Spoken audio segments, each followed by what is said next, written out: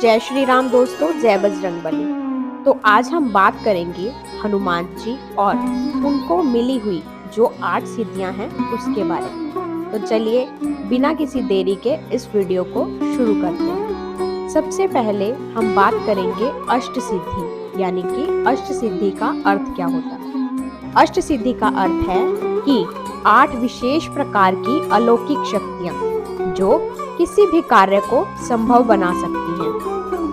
यह योग साधना और तपस्या के द्वारा प्राप्त होती हैं। हनुमान जी ने कठोर तपस्या और भक्ति से यह सिद्धियां प्राप्त की हैं, जो कि हैं अणिमा, महिमा, गरिमा, लघिमा, प्राप्ति, प्राकाम्य, इशित्व, विशित्व। तो चलिए अब हम बात करेंगे सबसे पहली सिद्धि यानी कि अणिमा सिद्धि के बारे में। इस सिद्धि के द्वारा व्यक्ति अपने शरीर को अणु के समान अत्यंत सूक्ष्म कर सकता है।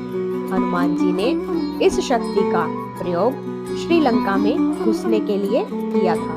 जब वह माता सीता जी की खोज में अशोक वाटिका में पहुंचे, तब उन्होंने अपने शरीर को बहुत छोटा कर लिया था ताकि उन्हें कोई भी देख ना सके। अब हम बात करेंगे अगली सिद्धि यानी कि महिमा सिद्धि। इस सिद्धि के द्वारा व्यक्ति अपने शरीर को अनंत रूप से बड़ा कर सकता है।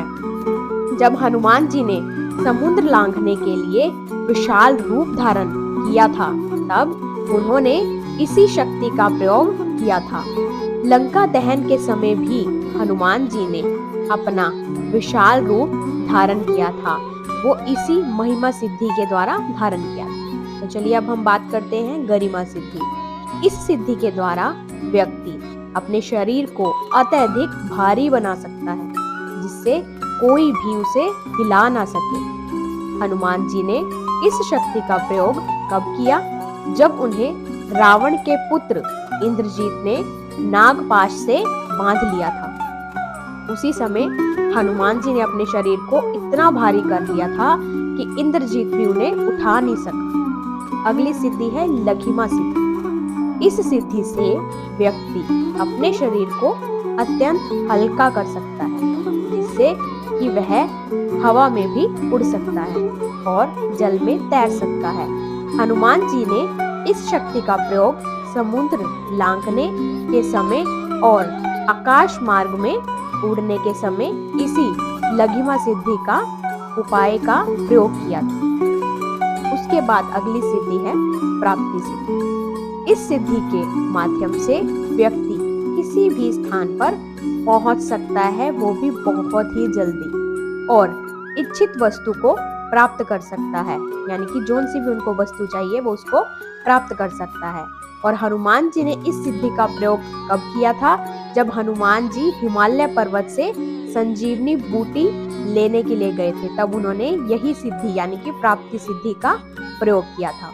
उसके बाद है प्राकाम्य सिद्धि। इस सिद्धि के द्वारा व्यक्ति जल, आकाश और पृथ्वी पर स्वतंत्र रूप से विचरण कर सकता है। हनुमान जी जब अशोक वाटिका में सीता माता से मिलने गए थे, तब उन्होंने जल अथवा आकाश में अपनी गति को नियंत्रित किया था।